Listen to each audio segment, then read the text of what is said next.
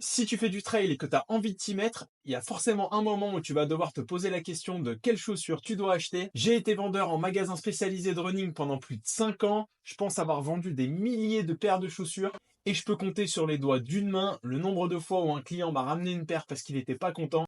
Comment je faisais pour être quasiment certain que mes clients soient contents de leur paire de chaussures? Inconsciemment, je respectais 5 points hyper simples et concrets sur lesquels je m'appuyais pour être sûr qu'ils fassent le bon choix. 5 trucs ultra concrets qui font vraiment la différence. Donc aujourd'hui, c'est pour moi, c'est cadeau, je te donne mes 5 meilleurs conseils d'anciens vendeurs pour vraiment bien choisir ta paire et être sûr de ne pas acheter 200 € par les fenêtres. Et reste bien jusqu'au bout parce que le cinquième conseil, c'est celui que les vendeurs ont le plus de mal à comprendre et pourtant c'est certainement le plus décisif. Je te promets qu'après ça, tu te tromperas plus jamais de chaussures. Spoiler, ça n'a rien à voir avec le drop, la mousse, la semelle Vibram, etc., etc. Ça va la vidange du lave-vaisselle, tranquille? On attaque direct efficace avec le premier conseil, celui dont personne ne parle. Au lieu de penser prix net, pense euro du kilomètre. Du genre combien la paire est censée tenir de kilomètres et combien ça va te coûter à l'usage. Oui, je sais, ça dépend des marques, ça dépend de ta façon de courir, ça dépend du terrain sur lequel tu l'utilises. Mais justement, j'en parlais dans ma vidéo sur la Norda 001, mais une paire qui coûte 280 € et qui dure 1000 km, bah, elle te coûte toujours moins cher que la paire qui coûte 200 € et qui dure que 400 km. Aujourd'hui, on a quand même accès à tout un tas d'informations qui te permettent de plus ou moins évaluer la durée de vie d'une chaussure ou la qualité d'une chaussure. On a les tests sur YouTube qui sortent souvent en même temps que la paire, donc ça te permet d'aller voir deux trois vidéos pour pouvoir évaluer la durée de vie de la chaussure et qui permettent de te faire une idée. Il y a les réseaux sociaux qui permettent de poser les questions aux gens qui ont testé le modèle pour savoir s'ils ont l'impression qu'elle s'use plus vite que d'autres modèles qu'ils ont aussi essayé. Je pense qu'aujourd'hui, c'est pas très compliqué d'avoir une idée de la durée de vie du modèle avant d'aller la voir en magasin. Ensuite, tu fais ton petit calcul, prix divisé par la durée de vie estimée, ça te sort un prix au kilomètre. Est-ce que ça te convient? Et puis ce calcul, tu peux aussi le faire a posteriori, une fois que tu as essayé la chaussure, pour savoir finalement si c'était un bon achat ou pas. On est d'accord que c'est quand même pas le plus fiable. Par contre, ça te permet de te donner une idée et c'est aussi pour ça qu'il y a 4 autres conseils.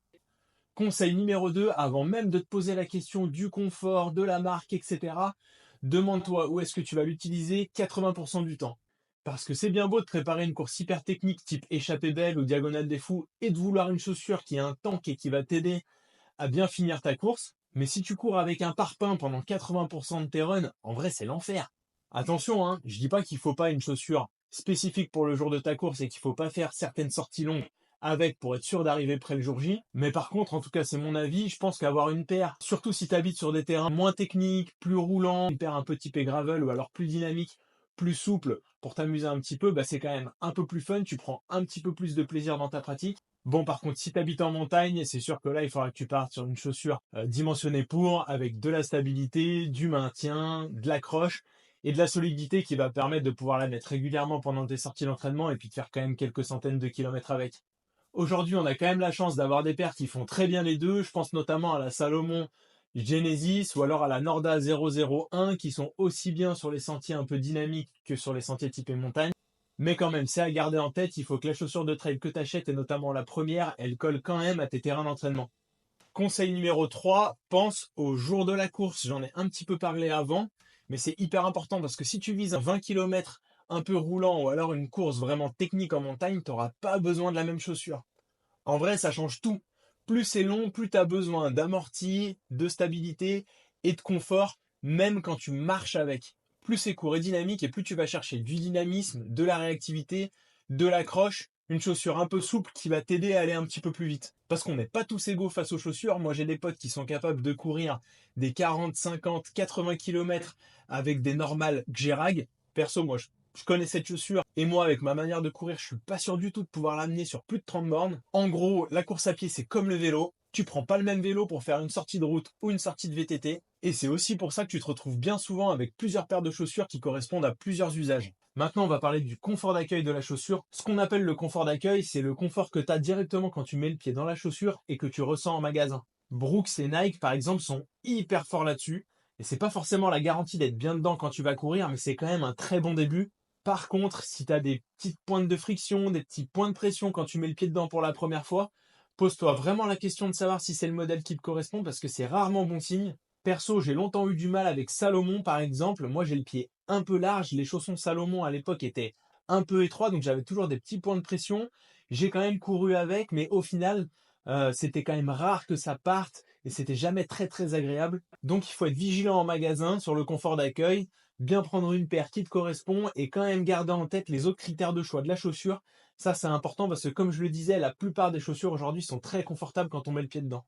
Cinquième et dernier conseil, j'ai certains collègues qui vont grincer des dents quand ils vont entendre ça, mais pas grave. Le style.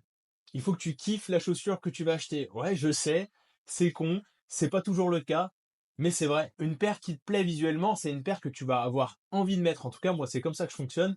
Perso, j'ai beau avoir plusieurs paires, je me retrouve toujours à prendre celle que je trouve le plus stylée. Et c'est pour ça d'ailleurs que j'achète quasiment que des chaussures blanches. Je me suis rendu compte à l'usage que dès que la pompe était pas blanche, et ça date de longtemps, quand je jouais au foot, je jouais déjà avec des crampons blancs, ce qui n'a rien de pratique, ni quand tu joues au foot, ni quand tu fais du trail. Mais quand même, j'achète que des chaussures blanches parce qu'en fait, je me rends compte que c'est ça que j'aime bien porter. Et en vrai, on fait un sport qui est un peu exigeant, qui demande de la discipline, qui est dur mentalement. Donc, quand tu te trouves un peu stylé, c'est quand même vachement plus facile. Alors attention, hein, il faut pas tomber dans le piège de choisir la paire uniquement parce qu'elle est stylée. Ça aussi, pour le coup, je l'ai fait. Et c'est vraiment le pire truc à faire parce que tu te retrouves vite à avoir une paire qui correspond pas ni à ta foulée, ni à ton terrain d'entraînement. Donc, il faut quand même rester vigilant. Mais c'est hyper important de choisir une paire qui te fait kiffer. Et d'ailleurs, la plupart des marques l'ont compris puisqu'elles sortent toutes les modèles en plusieurs coloris. En tout cas, j'espère que tous ces conseils t'aideront à mieux choisir ta prochaine paire ou ta première paire de chaussures de trail. N'hésite pas toi à me dire en commentaire comment tu sélectionnes tes chaussures. Tu as peut-être des critères qui sont différents. En tout cas, c'était mes 5 conseils pour être quasiment sûr de pas te tromper. Allez, pour finir la vidéo, je te donne un petit bonus. L'erreur la plus fréquente que je voyais à l'époque où je bossais en magasin de course à pied, et d'après mes collègues, la trend n'est pas du tout passée. Cette erreur, je l'ai faite. J'ai des potes qui l'ont faite.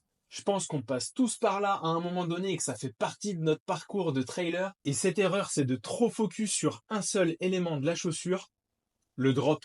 J'ai vu tellement de gens focus là-dessus, sur le drop, sur l'indice minimaliste, et je vais peut-être pas me faire des copains en disant ça, mais pour moi, le drop, c'est un élément qui est quasiment insignifiant par rapport aux autres caractéristiques de la chaussure. Le stack de la chaussure, la hauteur de mousse, la rigidité de la mousse, la rigidité du chausson, la torsion de la chaussure, le grip, tout ça, ça influe beaucoup plus le comportement de la chaussure que simplement le drop, et que vouloir absolument une chaussure minimaliste alors qu'on part faire des ultras en montagne qui vont durer 10, 15, 20 heures, faut vraiment se poser la question de savoir si c'est la bonne chose pour vous. Alors oui, il y a des chaussures comme la Altra Olympus qui a un drop zéro, mais qui par contre a des caractéristiques qui font que la chaussure te protège et peut t'aider. Parce qu'une fois de plus, la course à pied, c'est comme le vélo, le matériel est là pour t'aider. On n'a pas tous les jours la chance d'être au départ d'une course qui nous fait rêver. Ce jour-là, il faut être certain d'avoir mis toutes les armes de ton côté. Merci à tous, on se voit dans la prochaine. Ciao!